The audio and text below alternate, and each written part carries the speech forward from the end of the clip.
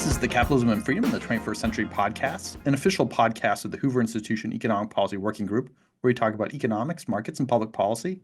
I'm John Hartley, your host. Today, my guest is David Beckworth, who is a senior research fellow at the Mercatus Center and the host of the Macro Musings podcast. Welcome, David. Well, thank you for having me on your program.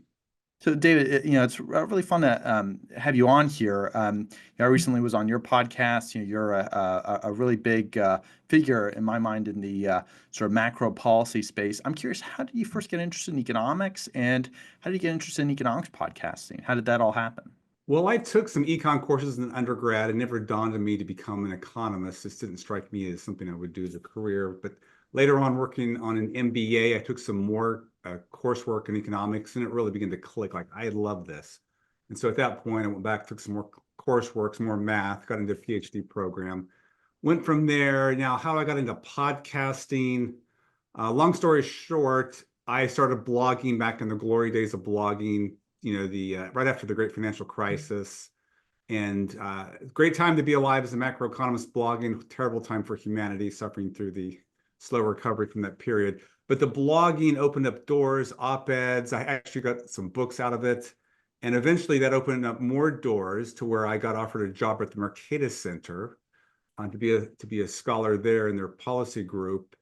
And then when I got there, I just thought there's a missing market for podcasts that touch on macro and regulatory issues in the financial policy space. And so I pitched the idea. It was a little reluctance at first. Folks didn't think there'd be a market or appetite for such things, but it's gone well. We've been running it since 2016. You've been a guest, a number of guests. We're getting close to our 500th episode, so far so good. It's amazing. I enjoy listening to it, and I know many others do. And I think it's fantastic too. You spent a good amount of time working at Treasury previously. I guess you've always been interested in macro issues. I know you did your PhD at University of Georgia with, and I think George Selgin was on the faculty then. I feel like this is maybe what you were called to do, and it's so wonderful to see. All these wonderful shows being produced. I want to talk about, I guess, some of the themes that I think are consistent in your work and some of the things you've advocated for throughout the podcasts and in your academic writing as well. I think one of the big things that you're very early to was NGDP targeting. And I'm just curious, could you explain what NGDP or nominal GDP targeting is to our audience as you see it?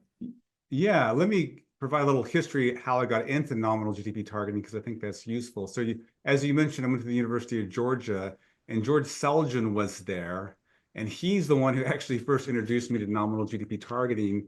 And at the time, he was actually selling it as a way to deal with big positive productivity shocks. So if we have massive productivity surge like we had in the early 2000s, late 1990s, early 2000s, what's the best way for monetary policy to deal with that? And he argued, he had a specific form called a productivity norm, but basically it was a form of nominal GDP targeting. So it was a totally different set of problems, but that's where I first saw it. And then it became popular again after the 2008-2009 period. But here's what it is. Nominal GDP targeting is an approach where the central bank would target total dollar spending or equivalently total dollar income instead of targeting the inflation rate. Now, over the medium to long run, you would get an inflation rate would fall out of that, because by targeting total dollar spending or nominal GDP, you're implicitly targeting real GDP and the price level as well. And if you're targeting some kind of growth rate, you're targeting the growth rate of real GDP and an inflation rate. So what's different about a nominal GDP target versus an inflation target is over the short term. That's the big difference. Over the medium to long run, you're probably going to be very similar in the outcomes. In fact, if you look at US GDP, nominal GDP measures between crises, they look pretty straight. It looks like the Fed is implicitly targeting something like a nominal GDP target. But where they differ is in the short run. The short run, the Fed is much more sensitive to movements in inflation. In the short run, if they were targeting nominal GDP, they would keep their eyes focused on the growth path of total dollar spending And I've mentioned nominal GDP. Some would measure with final sales, domestic purchasers. There's even a proposal to target just PCE, a component of nominal GDP. But effectively, you're aiming to stabilize aggregate demand directly as opposed to a symptom of it. I mean, the Fed's, when it targets inflation, it's ideally trying to target inflation being driven by demand and demand shocks, and it tries to see through supply shocks that cause inflation. So what we're saying is cut to the chase, target directly aggregate demand, and do so by looking at nominal GDP. Okay, so for the viewers that aren't as familiar, so you've got nominal GDP, you've got real GDP. Real GDP is basically nominal GDP minus inflation. So, or in other words, nominal GDP is real GDP plus inflation. And if you look at sort of the post-World War II, U.S. economic era, you'll see that, real GDP, I think, is growing at, 4% for a long time, 3%, 2% more recent years, or more recent decades. And then NGDP, or nominal GDP, is roughly, depending on, the inflationary period, you can add, say, 2% to that, perhaps. Obviously much higher during periods of higher inflation. So I'm just curious, like, what is the exact, so we talk about it as like, this is a target, the central bank since the early 1990s have been targeting inflation. And prior to that, for a brief period of time in the 80s, they were targeting monetary aggregates like M1, M2, how much money is there in the economy. But for the past, say 30 years or so, the central bank's been targeting inflation targets. And I think some people, including myself, would argue that it's been a very successful program in terms of anchoring long-term inflation expectations. And also inflation has been, relatively speaking, much lower in the past few decades, minus the past few years or so.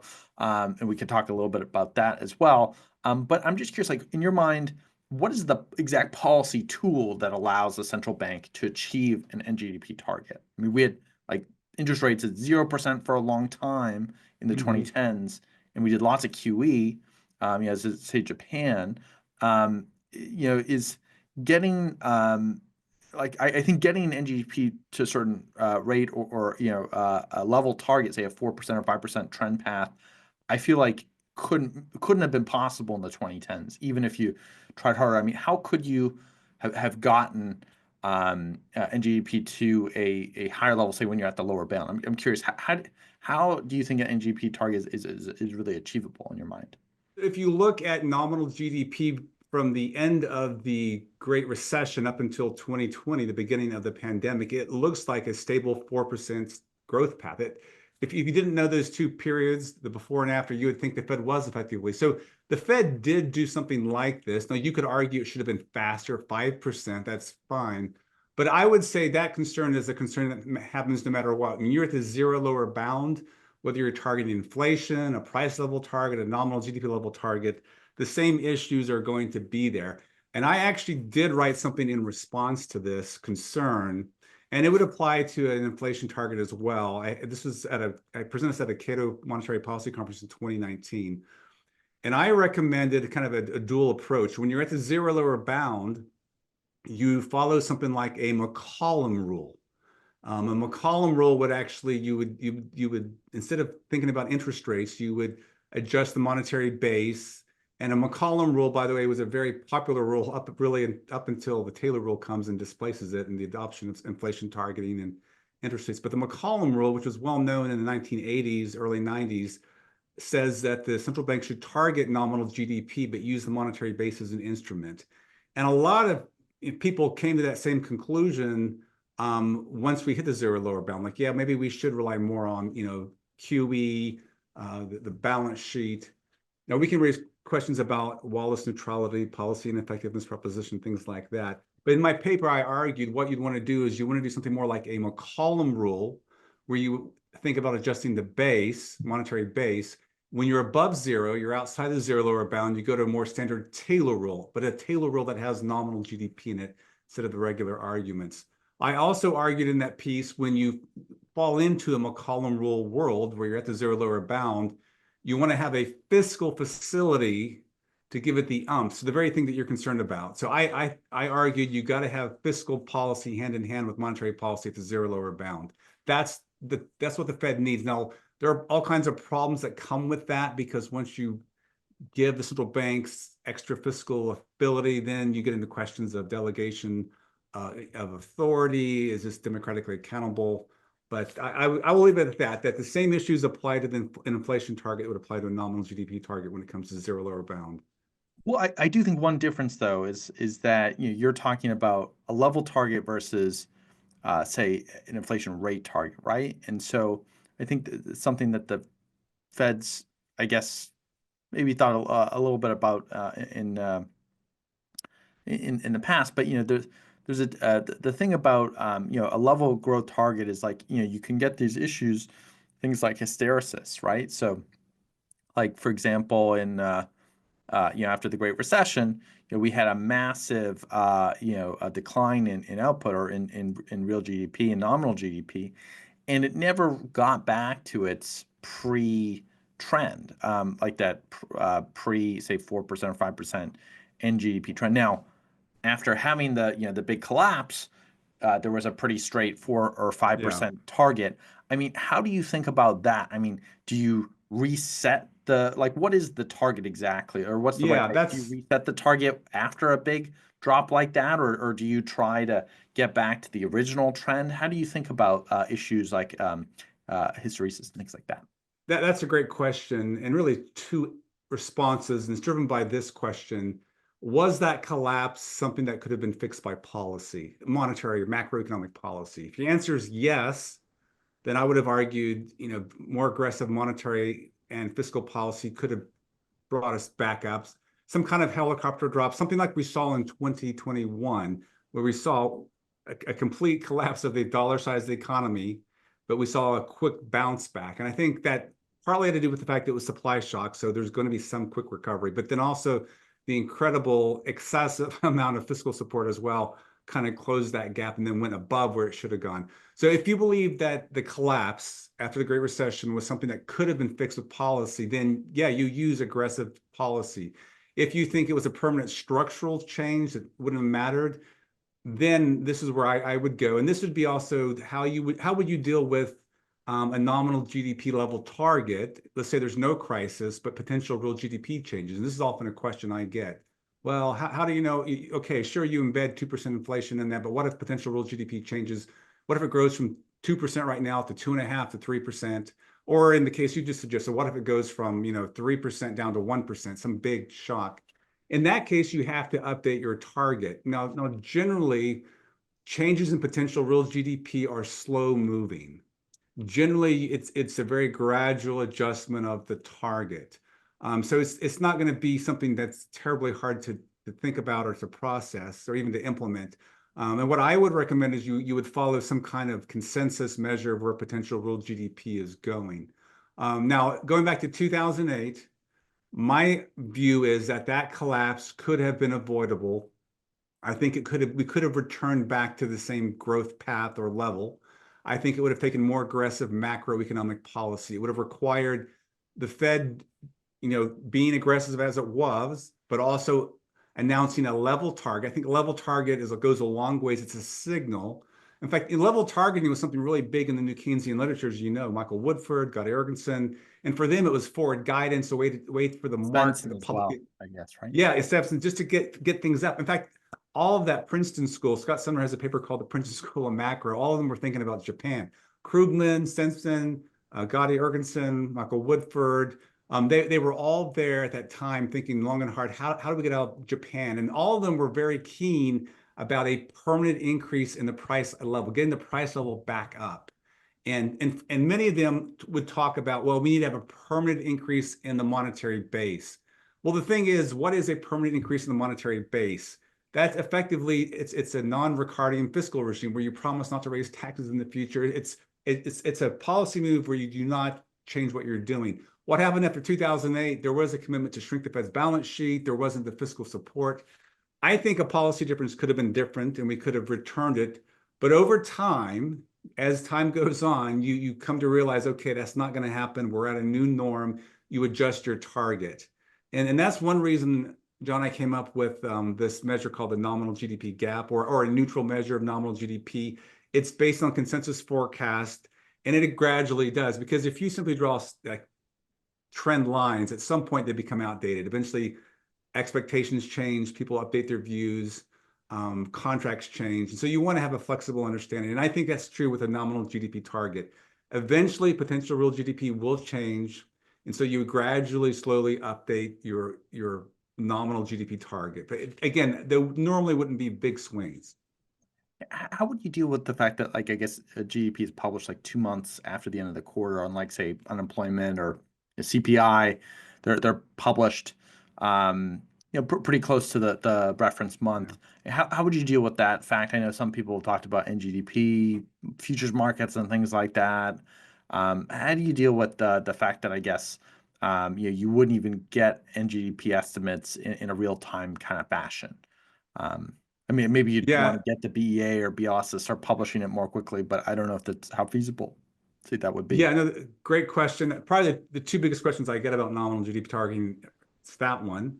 The data revisions are huge. One, they come out, like you said, delayed, and second, they're sometimes huge.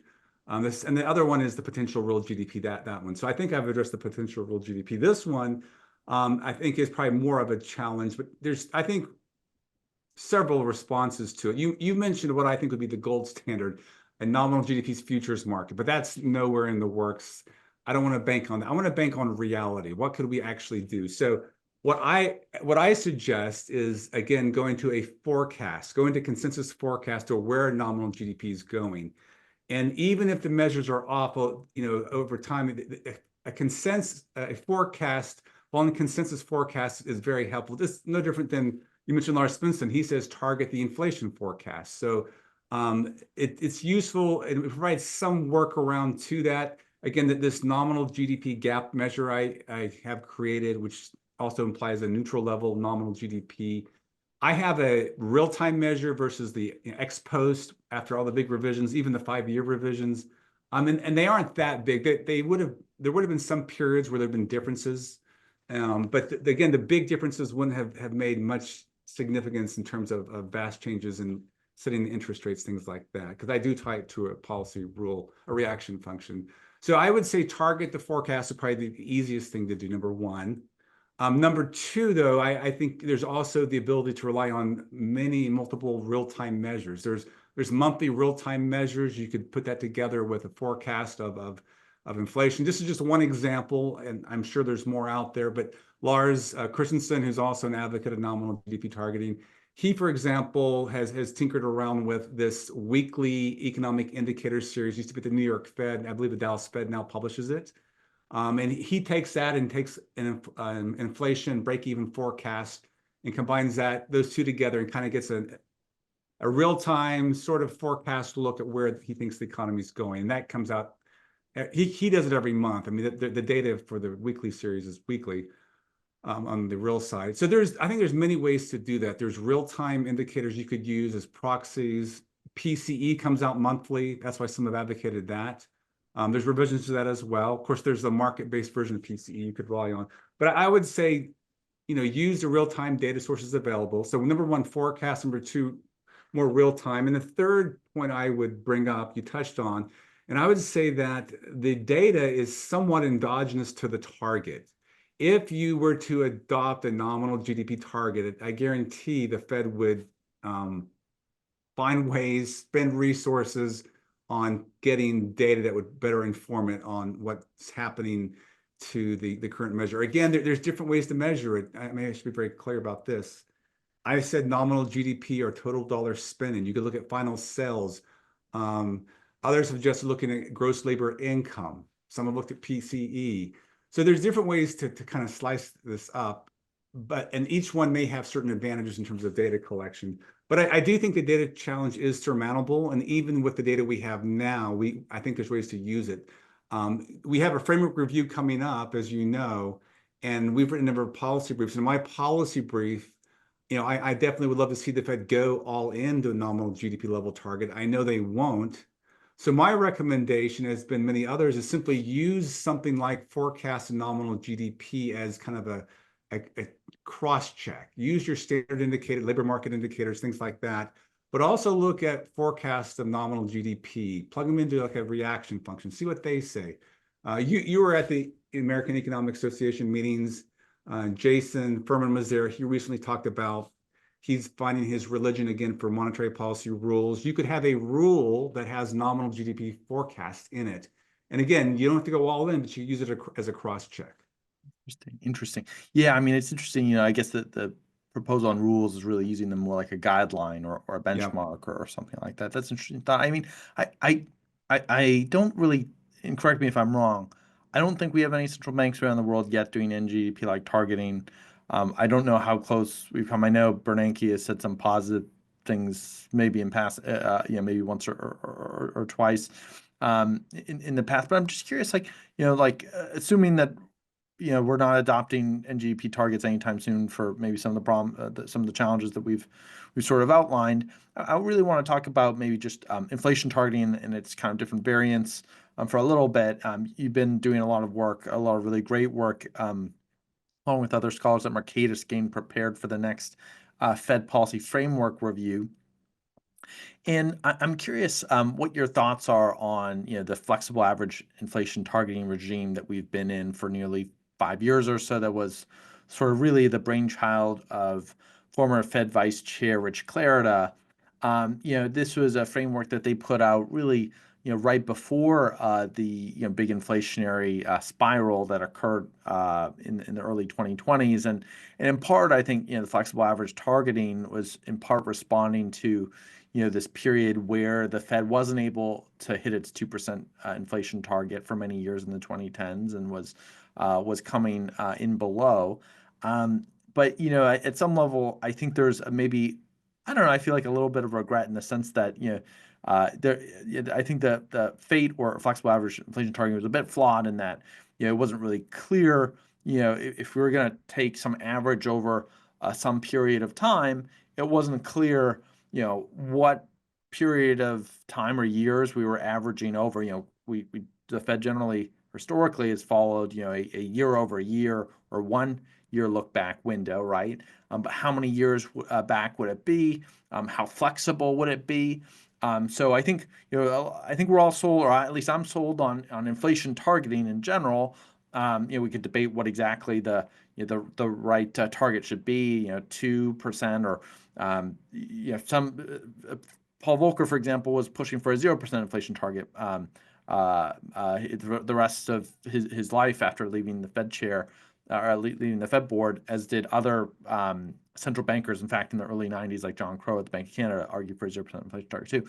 But in terms of the F and the A, averaging, thinking about levels versus rates of change, and where do you fall on all that? If we can't have an NGDP target and we have to stick to inflation at some level, how do you think about that? Do you think that the Fed's inflation, flexible average inflation targeting regime's been successful, or do you think that going forward the Fed will abandon it, and so will monetary policy scholars?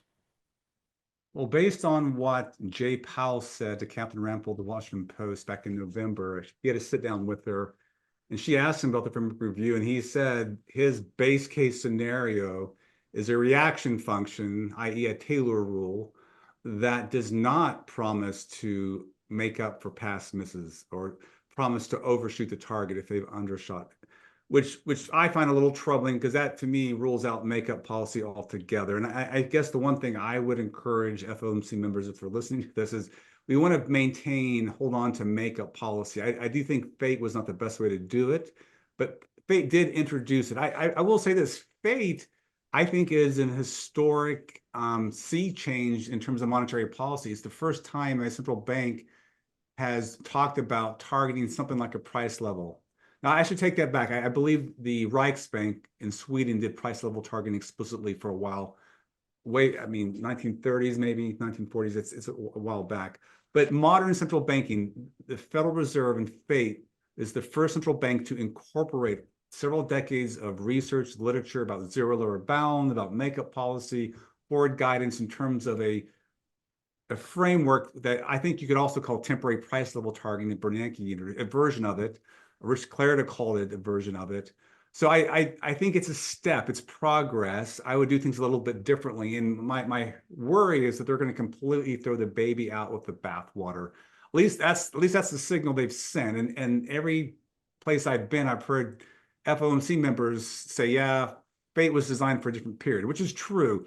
There's been several conferences on this at Hoover, Brookings, and multiple events at Brookings have talked about this. Papers have been written. In fact, the paper that I wrote up, I kind of summarized what I thought was the consensus from all these different talks. But there were a number of critiques of FATE. And maybe we should step back and just remind our listeners what actually happened in FATE. So prior to FATE, flexible average inflation targeting, the Federal Reserve and the FOMC had FIT, flexible inflation targeting, which was officially introduced in 2012. So there was a consensus statement.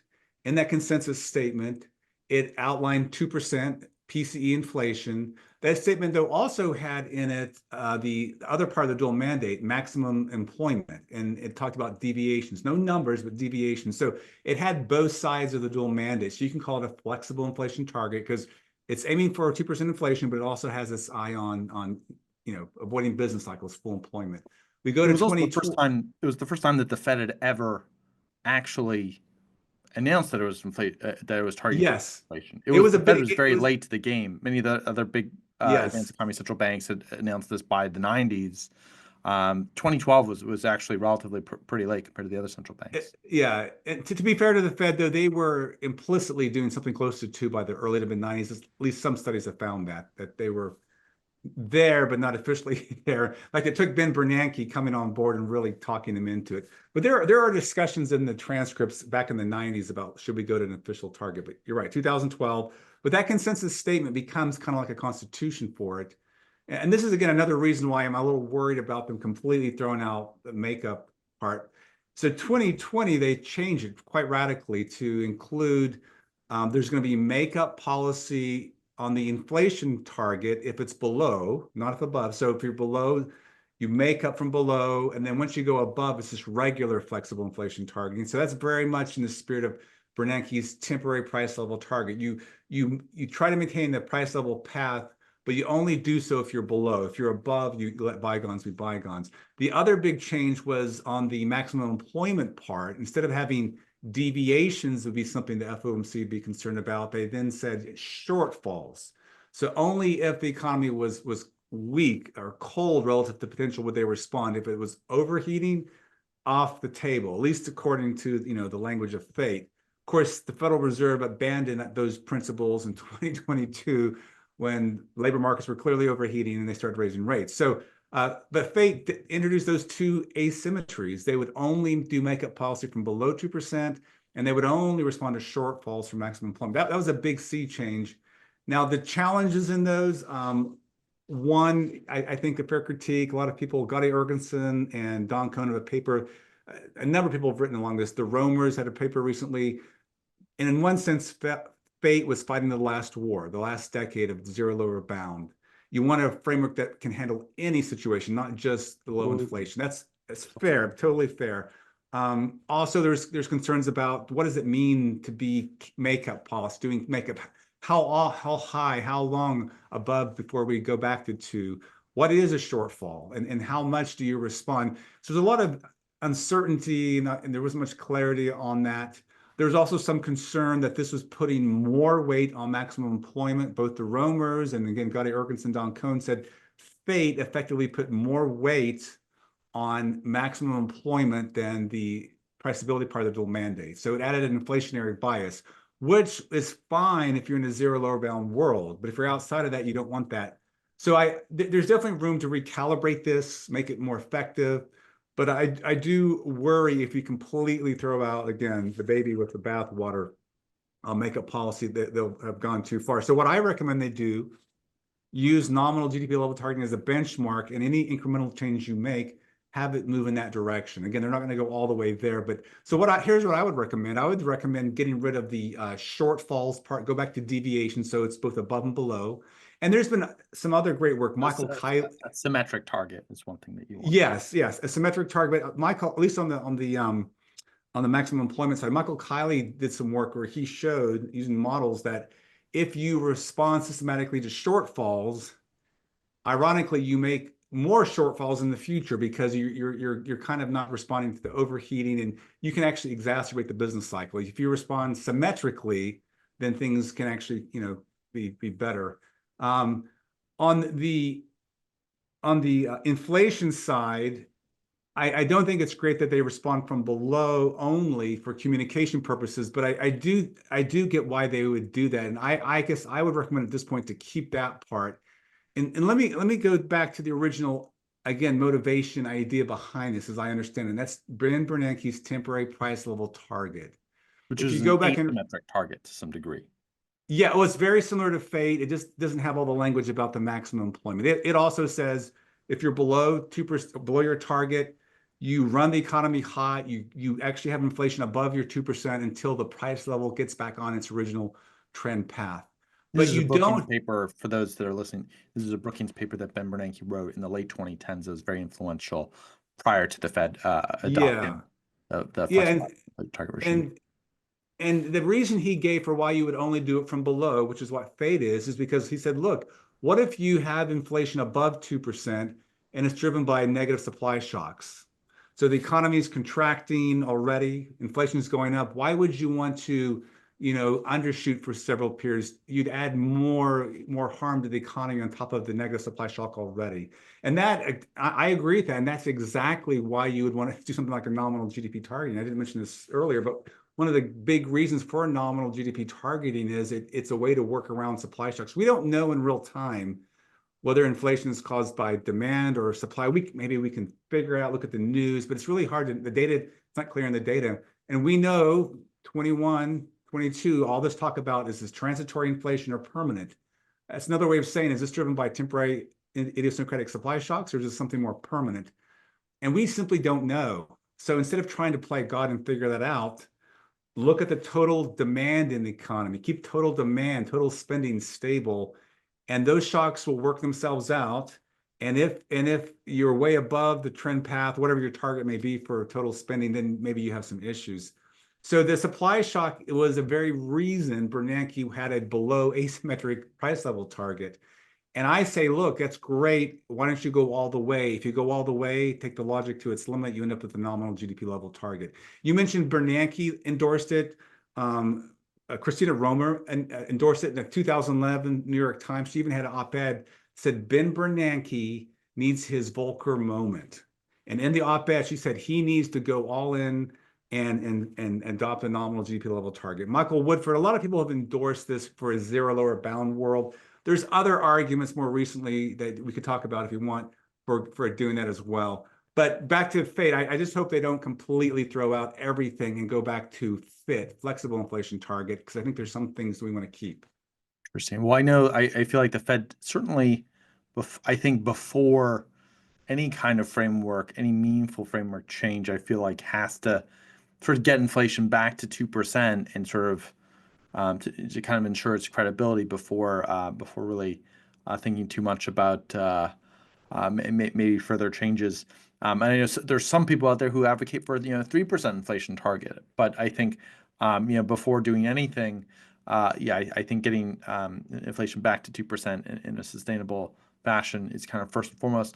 I want to sort of my last sort of question or sets of questions here is really about Fed plumbing, and because you've written and spoken a lot about this through your podcasts, and this is gets back to the kind of abundant reserve system and how much 2008 and the first rounds of quantitative easing really changed how the plumbing around the Fed and short-term money markets really work.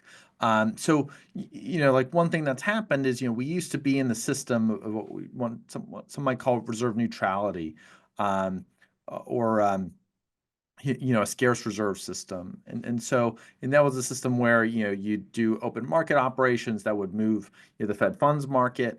And that's all the Fed needed to do. But since 2008, because the money supply has been shifted so far out to the right, or we have what's called an abundant reserve system, Now the Fed, in order to raise interest rates, has to actually use price floors. So things like interest on excess reserves, the reverse repo rates, and so forth. And that's how it's able to raise interest rates without unwinding all the quantitative easing that it's done in the past. And so, the Fed's been in the system where it's now been able to both adjust interest rates while also having a Fed balance sheet that has trillions of dollars of long-term assets on it. Lots of quantitative easing. Part of this also changes the system of from those that are familiar, corridors and floors, and this kind of gets back to the whole, I think, reverse repo IOE up versus IOER rates, being sort of part of an abundant reserve system. Can you explain us, what the difference between corridors and floors are, and can you explain sort of what's going on now, and that with with the various central banks winding down or trying to wind down their balance sheets, now that we're sort of in better times now, and have been trying to escape inflation. Can you explain what the shift that's kind of going on now, where central banks are really trying to get away from the abundant reserve supply driven system to some degree, and maybe with the exception of the Fed, trying to incrementally get back to a demand driven system, maybe not fully a quarter system, but can you explain what all this means, and where things are at, and where things you think are going? Yeah, so you've covered a lot of ground there. Prior to 2008 in the US and many places around the world for advanced economies, most central banks were operating on some version of a corridor system. So it's also called scarce reserve system. Bill Nelson calls it a necessary reserve system, but very few reserves were actually in the system, at least compared to today. Very few reserves in the system also compared to the currency. So in terms of central bank liabilities, it was mostly currency, a little bit of reserves. And the interest rate that was set on those reserves was determined in some interbank market. Banks would lend their excess reserves to each other. And in the case of the US, it was the federal funds market. And all that the Fed would do, the Fed would adjust the size of its balance sheet, inject or pull out reserves, liabilities, and that would move the supply up and down a downward sloping demand curve for reserves. So if the Fed wanted to target 5% interest rates, it would adjust supply, and then you would be on that. And it required very few reserves. It was scarce, as you said. At the other extreme where we are today, you have a floor system where you increase the supply of reserves so much, you get to a part of the demand curve for reserves that's flat. And when you get to that point, no matter how many reserves you increase or even decrease some, it's going to be at that level. And typically that kicks in during a zero lower bound environment. But when you add administrative rates, you mentioned interest on reserves. You also mentioned overnight reverse repo. That's kind of like the leaky floor system. Sometimes market rates don't stay at that interest on reserves. So the Fed had introduced another way to maybe clog that floor, overnight reserves. So the Fed can prevent rates from going down. Now on the top, it also has interest rates from it going too high. It has a discount window rates. It has also the standard repo facility. So the Fed has these facilities that try to keep rates within it. And given that they're administrative rates, it's in a very narrow window. And if in a perfect world we didn't have market frictions, it would be like a straight line, but it's not quite that way. There are arguments for both systems. So the scarce reserve system, you have a very small balance sheet. So the financial footprint of the Federal Reserve is much less. You also have a close link between the size of the balance sheet and monetary policy itself. So if you wanted the Fed to, again, change policy, you would have to increase or decrease reserve, change its balance sheet. Today, that's not the case. You noted this. The Fed can simply change an administrative rate without changing the size of its balance sheet. Now, that's for advocates of the floor system, that's a big deal, because then the Fed can inject liquidity into, say, a strained banking system without affecting the stance of monetary policy via interest rates. For advocates of a corridor system, they'd say that might be a bad thing, because if you have a system like that, it becomes a temptation to politicians. Oh, so you're telling me, Fed, that you can keep interest rates pegged and increase your balance sheet, but why don't you buy up a bunch of bonds to build a wall or to fund a Green New Deal? And so the balance sheet, if it looks like a free lunch, it's really not, but as you know, as a good economist, but to many politicians, it becomes a free lunch. So there's arguments for and against. There's also questions of what's easy. Advocates of the floor system said this will be super easy because we're using administrative rates. It hasn't turned out so easy as many expected. Also, when you have a corridor scarce reserve system, it relies much more on banks to fund each other. And we have largely lost that in the US. The federal funds market has shelved itself. And this is a nice transition to the second part of your question. Other central banks around the world are actually gradually moving back. They're a long ways from a corridor system, but they're gradually moving away from supply-driven, kind of ample, abundant reserve system.